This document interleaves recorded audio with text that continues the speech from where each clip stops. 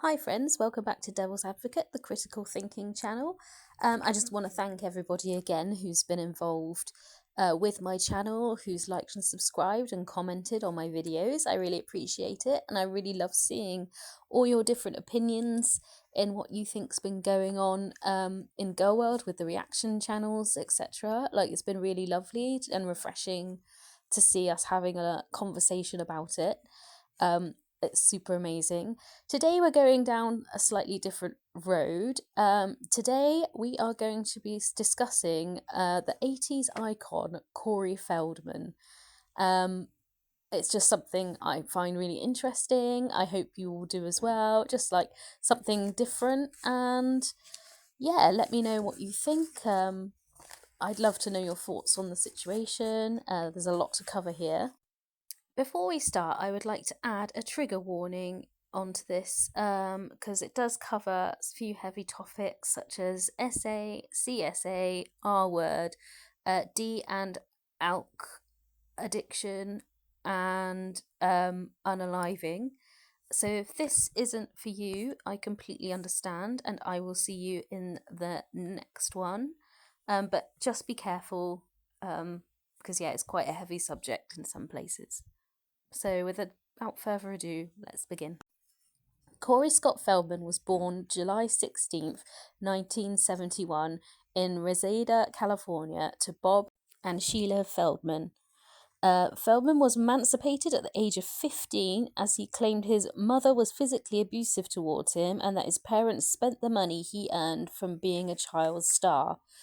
He started acting his career at age of 3, appearing in a McDonald's commercial. After that, he had some TV appearances, including Mork and Mindy and Cheers, and did voice acting for Fox and the Hound and Donatello in the Teenage Mutant Ninja Turtles movie in 1990. He then went on to act in several small roles in movies, such as Friday the 13th, The Final Chapter, and Gremlins, and Friday the 13th, A New Beginning, but got recognised in 1985 in his first leading role in The Goonies as Mouth, and Stand By Me as Teddy DeChamp. Corey Feldman had his first role with fellow child actor Corey Haim in Lost Boys in 1987. They became known as the Two Coreys and went on to star in movies together such as License to Drive in 1988, Dream a Little Dream in 1989. And then when they got older in 2007, went on to do a TV series called The Two Coreys, which was 2 seasons. Corey Haim sadly passed away in March 10th, 2010 at the age of 38 by accidental overdose of prescription drugs and pneumonia. Feldman himself struggled with addiction, and after filming The Burbs in 1990 was arrested and charged with possession of H. And he never really recovered his career after that. He spent some time in a rehab facility. So he had a very tough upbringing. From a young age, Corey Feldman has always advocated for him and Corey Haim being CSA by many Hollywood managers and high profile people in Hollywood from a very young age.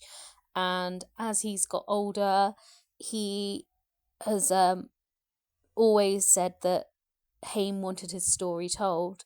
So he wrote a book in 2013 called Choreography, where he talks about and names some of the people who are allegedly essaying children in the music industry and Hollywood industry.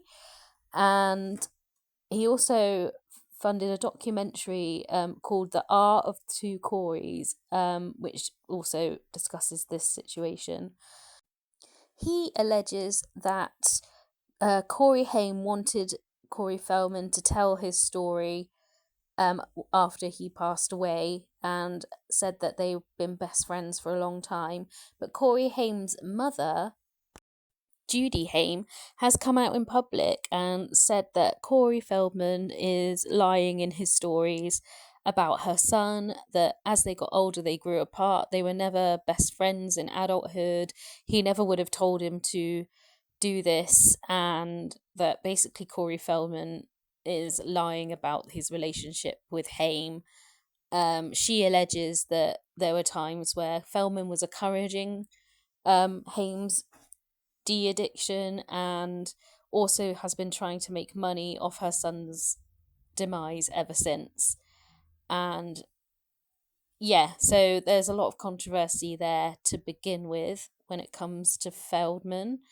There's also allegations of various abuses when it comes to him and his angels. So in 2015,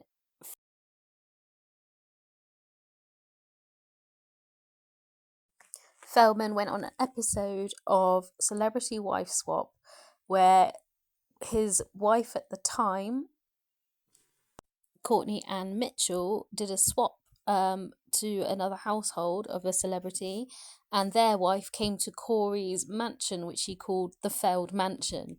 And in it were these gorgeous women that he called Corey's angels, and they had very strict, regimented regime of how he wanted them to live, down to what he wanted them to eat, how he wanted them to exercise, what he wanted them to wear. Like, they literally were only allowed to wear lingerie, and it came across very problematic and very unsettling. Jamie French, she's a YouTuber. If you don't know her, go and watch her videos. She is so funny. She is amazing. She did a brilliant episode about the Corey Feldman wife swap and how problematic it is. Jamie French, to me, she is my comfort YouTuber. I absolutely love her videos, her makeup and movies. She's so funny. But yeah, I recommend go and check that out if you want a bit more information on the wife swap episode. Yeah, so he came across as quite problematic in that. And then he put out a GoFundMe, I guess is what you can call it, trying to get $10 million to make a movie revealing the predators that are in Hollywood and the ones that essayed him and Corey Haim.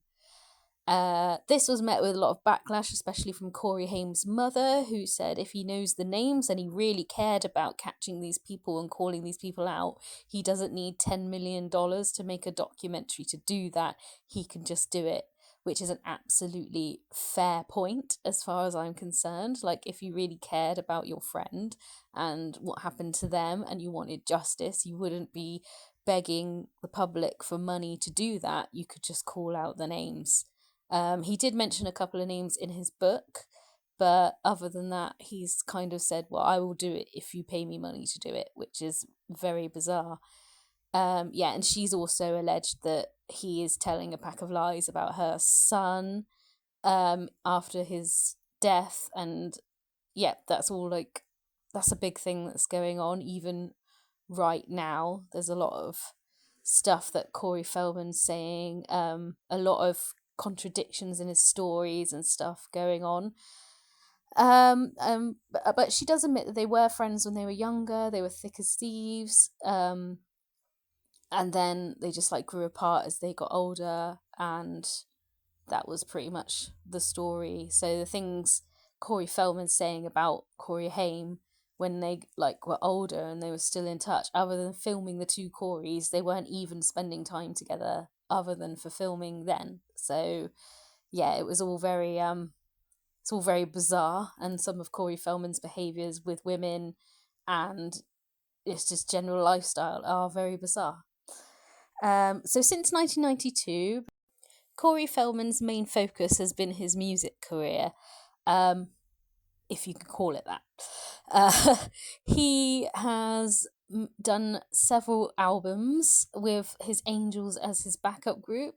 He has had some famous people involved. Snoop Dogg did some of a track for him. He toured with Limp Bizkit recently, which is amazing. And yeah, he's recently brought out another new album, Angelic to the Core. He's always been a very eccentric character, and his music is no different to that. Very much an acquired taste, if you ask me. And yeah, he seems to think he's the best musician ever. He's got quite an ego on him, considering there's no real reason for it other than when he was a child actor. But yeah, these women still live with him at the Feld Mansion, and they still tour with him and his band. There have been accusations of mistreatment in the workplace by him on his tours.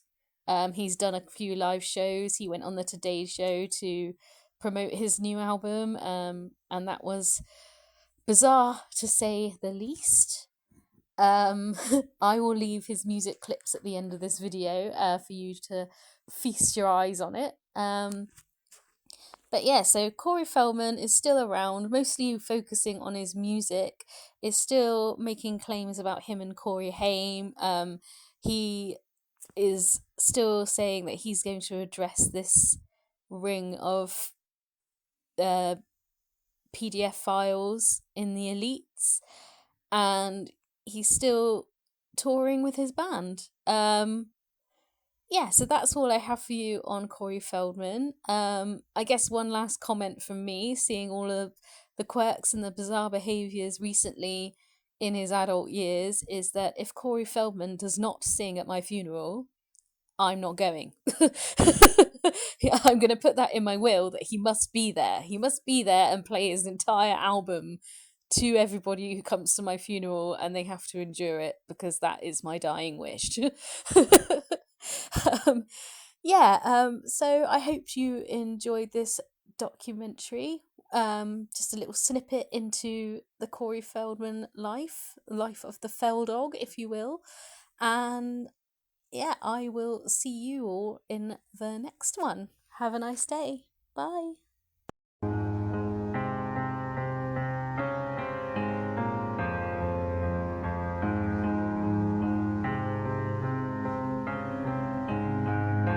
Get it, all she wanna do is twerk.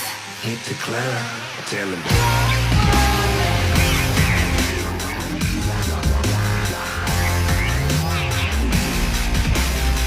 They try to beat you down, they put you on the ground, they leave you lying there, they're broken down, they make a sound. Don't notice them, they check your life again, make you beg for mercy, still nobody notice them.